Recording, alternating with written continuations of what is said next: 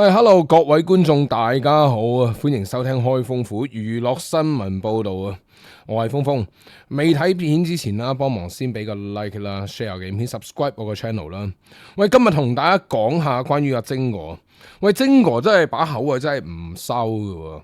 之前又講阿姜濤啊，咩人肥歌雞冇賤啊，即係長期好似喺度刷流量咁樣。即係唔係講呢個講嗰個嗱，今次佢講邊個咧？就講阿 Danny 仔啊，陳百強啊，點解會自 L 啦？係咪？嗱，聽完佢啲偉論咧，我覺得係真係忍唔住要少兩句嘅。喂，大佬，你係可能咧，你拍戲係 OK 嘅，即係拍戲咪好叻就見仁見智啦，都係啲屎尿屁嘅戲。咁以前都有啲戲係 OK 嘅，咩《鹿鼎記》啊啲咁，我覺得還可以咯，嗰啲係好睇嘅。咁因為你拍住周星馳啊嘛，係嘛？你冇周星馳嘅戲咁，基本上我都不予置評啦。喂，但係講到音樂，喂，好老實講啊，晶哥，你識條鐵咩？係嘛？即係你講啲咩音域啊，點樣汪明荃嘅歌啊咁樣嗰啲，即係嘥氣啦。仲要喺度分析人哋心理，即係我覺得又唔識音樂，又唔識嗰啲心理學，又唔識嗰啲精神病嗰啲，即係情緒病啊，成日乜你都唔識嘅，你俾咩意見啫？係咪先？嗱，近排啦，阿晶哥就喺國內咧就接受訪問啦嚇。喺個訪問裏面咧，佢就話 Danny 仔啊，阿陳百強離開原因啊，係因為事業遇到呢個樽頸位啊。同時又話阿 Danny 咁啊紅得太快啦，所以好任性。喂，知我想話阿晶哥，你即係好無腦嗰啲咁嘅對話真係。嗱，首先我想拆解下個邏輯啦。如果一個人事業係遇到樽頸嘅，即係話佢停滯不前啦，無人問津係嘛？但係你又話佢紅得太快啊，有好多擁戴者啊，有好多粉絲咁樣。喂，咁知點呢？紅到發紫，萬人擁戴，但係又事業樽頸。嗱，呢個邏輯本身就係唔成立㗎吓。即係你話佢對自己要求好高啦，達唔到自己個目標啦，咁啊可能係嘅。但係你話遇到樽頸，你形容當時紅極一時嘅陳百強嚟講，喂，一個天王巨星嚟嘅咯。即係我覺得呢啲就用詞不當，偷換概念啦。即係有乜必要成日都係攞啲咁嘅過身嘅人嚟炒流量呢？而家咁興嘅咩真係？嗱，當年嘅陳百強有幾紅呢？全香港有邊個唔識陳百強？我想問，佢喺當年嗰個年代呢，數一數二噶啦。譚詠麟、張國榮、梅艷芳、陳百強係嘛？即係你話佢事業有樽頸，咁點先為之冇樽頸？需唔需要去埋火星開演唱會先叫冇樽頸呢？喺嗰個年代，80、90年代，除咗李小龍叫做打出國際之外，有邊個香港歌手可以叫做國際巨星嘅？即係你唔好話咩事業樽頸啦，係嘛？即係你李小龍係打功夫先打出國際嘅啫嘛，啱唔啱啊？你唱歌當年有邊個啊？咁鄧麗君咁都未算係啦。即係咁樣話係事業樽頸，我又覺得有啲戇鳩啦，生安白造咁樣，完全係無視咗當年嘅真實背景啊吓，同埋呢個樂壇嘅實況啊。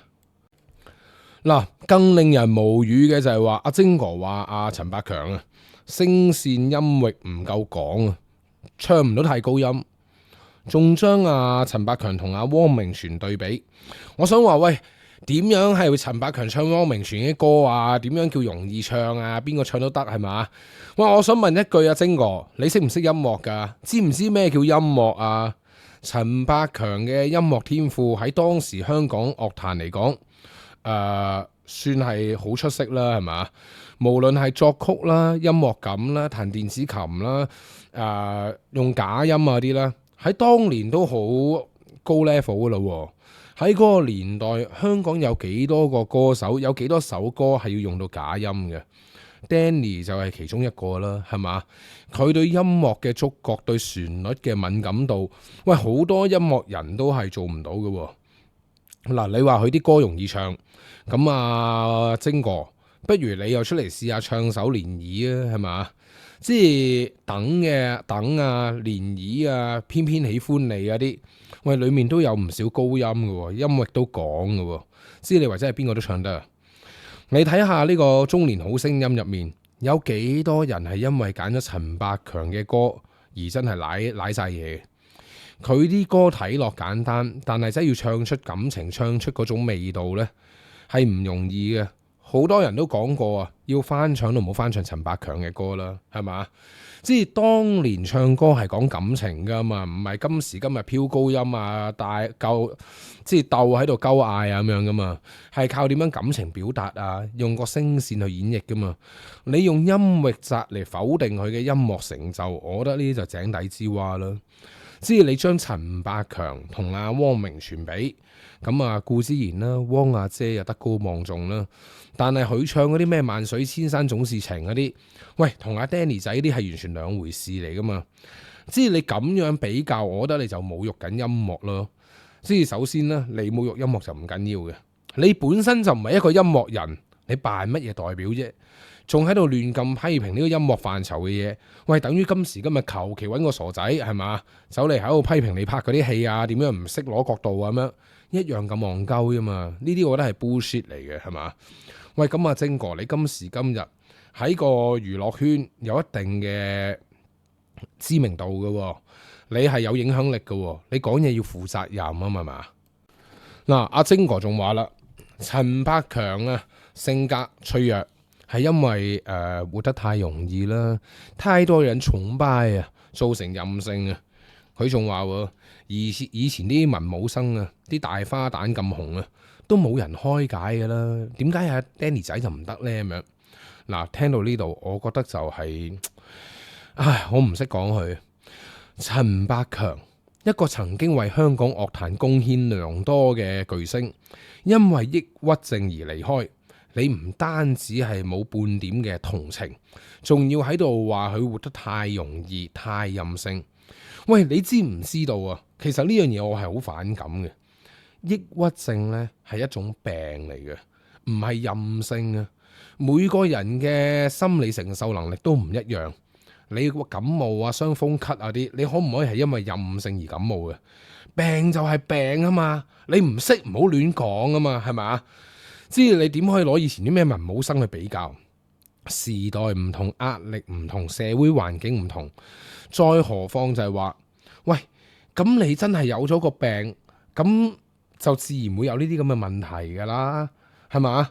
咁其實情緒病最好就係話食藥，咁醫學日益昌明，日益發達，咁好多時就係話啲藥啊、情緒病嘅控制啊啲都越嚟越好嘅。當年冇咁興話有咩抑鬱症啊、躁鬱症啊之類嗰啲，咁係咪代表當年冇啊？唔係噶嘛，只不過係冇咁流行去講，或者冇人去 check 呢樣嘢啫嘛。好多人都係有噶，你又唔識係嘛？你又攞出嚟講就博流量咁樣，即係成日就為咗係搶 follow 啊，想要流量啊，即係想去刷下存在感啊，驚死人唔記得你個肥佬存在咁樣，就講埋晒啲咁嘅嘢。喂，呢啲嘢你冇情緒病，你理解到情緒病嘅痛苦咩？你憑乜嘢用一個正常人，用一個健康嘅人嘅去衡量人哋嘅痛苦？我想問，你話佢因為紅得太快，接受唔到落差。如果佢接受能力真係咁差，佢入唔到娛樂圈啦。喂，而家好多後生仔都紅得好快嘅，你睇而家姜濤啊、Anson Lo 嗰啲，佢哋承受壓力咪一樣好大？知唔通個個都要走去治 L 咯？係嘛？即係將抑鬱症簡單歸咎於活得太簡單，呢種講法係無知，仲要係非常之涼薄。即係我覺得係知少少扮代表咯，甚至乎係完全冇認知去扮代表啊！嗱，其實阿晶哥呢番咁嘅言論呢，根本就係原因論極致嘅表現。佢為咗要解釋阿陳百強嘅離開，夾硬套咗一啲理由落去，就係為咗要流量，就係為咗俾人講嘅啫。咩叫事業瓶頸？咩叫做音域窄？係嘛？咩叫做活得太容易？照你咁講，喂，你可以話佢太靚仔啦，無敵是最寂寞啦，太多 fans 啦，太有錢啦，覺得好悶啊，都得㗎。即係呢啲係廢話嚟嘅。陳百強嘅屋企人都未出嚟講，你講乜柒啫喺度？每個人啊，獨一無二㗎啦，好多事情發生，天時地利人和，因緣際會，係嘛？好多嘢都要講運氣啦，講經歷啦，講努力啦咁樣。陳百強經歷嘅一切冇人知㗎喎，係嘛？你而家夾硬攞一啲死人嚟做話題係咩意思呢？我想話咩叫活得太容易呢？人哋冇努力，你知唔知呢？作為一個公眾人物，阿晶哥講嘢唔該負責任啦，顧及下死者家屬歌迷嘅感受啦，唔好將人哋嘅悲劇當成茶餘飯後煲水嘅話題啦，係嘛？呢啲咁樣刷流量博眼球喺度要存在感嘅表現呢，即係令到人哋覺得點解王晶長期都係黑人憎龍虎榜裏面頭幾位咁解啦？知呢啲係正宗嘅老屎忽嗰啲。嗱，阿晶哥呢，喺片入面仲講到自己寫劇本寫到抑鬱，然後去按下摩睇場戲就冇事。喂，大佬，咁你有冇 check 過你有冇病啊？係嘛？我有陣時我好憎啲老一輩嗰啲咧，成日話，唉，抑咩鬱啊？出去曬下太陽啦，做下運動啦，自己睇開啲啦，真係死你去啦！病就係病啦，係嘛？你發燒可唔可以跑下步又冇事啊？啱唔啱啊？你感冒可唔可以去游下水又冇事啊？唔係咁噶嘛，唔識就唔好喺度亂咁講。你冇病嘅，你嗰啲係你自己話自己抑鬱咋？你係寫劇本寫到悶啊，寫得辛苦啊，同抑鬱係兩樣嘢嚟噶。抑鬱係一種病嚟嘅，撲街。知呢啲就係用自己嘅所謂經歷投射落人哋嗰度，以為自己嗰啲咁嘅所謂辛苦就係人哋嗰啲抑鬱症嘅成因。你以為你嗰種咁嘅解壓嘅方法對所有人都有效？抑鬱症係大腦神經傳導物質失衡。血清素失衡，唔係你話睇場戲咁啊可以冇事嘅。即係你將你自己嘅無知套上阿 Danny 嗰度，我覺得你唔係淨係對 Danny 不敬，你係對呢種病啊唔尊重啊。呢啲咁嘅自大，我覺得係要屌嘅。唔識有一個扮專家，喂，如果啊你身邊有啲有抑鬱症嘅人啊，聽你嘅勸告咁樣去做，唔使食藥啦，曬下太陽睇下戲冇事啦。最尾出咗事你負責啊？點啊？又扮大夫係咪啊？叫人停藥咁啊？即係我覺得王晶咧黑人憎就梗噶啦。佢對Danny 嘅 comments 啊，充滿咗邏輯漏洞嘅。即係基本上就係一個無知係啦，一個老屎忽咁亂咁鳩噏插噴，然之後博流量，貶低咗陳百強嘅音樂成就啦，仲係唔夠尊重，對一種咁嘅疾病唔夠敬畏嘅。嗱，我講真嘅，香港好多人都有情緒病，係嘛？我哋要對呢啲任何嘅疾病係有個敬畏嘅心啊！即係尤其是抑鬱症啊、躁鬱症呢啲，每年都有好多人係因為呢啲咁嘅情緒病而睇唔開嘅。並唔係佢哋嘅生活過得唔好啊、唔開心啊之類嗰啲，而係真係一種病，係一種腦裡面嘅物質啊、血清素嗰啲係失衡導致嘅。呢樣嘢係唔可以你話做下運動嗰啲就 OK 嘅。咁希望就唔好帶一個錯誤嘅 message 俾個社會啦。係啊，大家認真去面對呢啲咁嘅問題啦。咁今集嘅節目內容係咁多啦，多謝大家收聽，拜拜。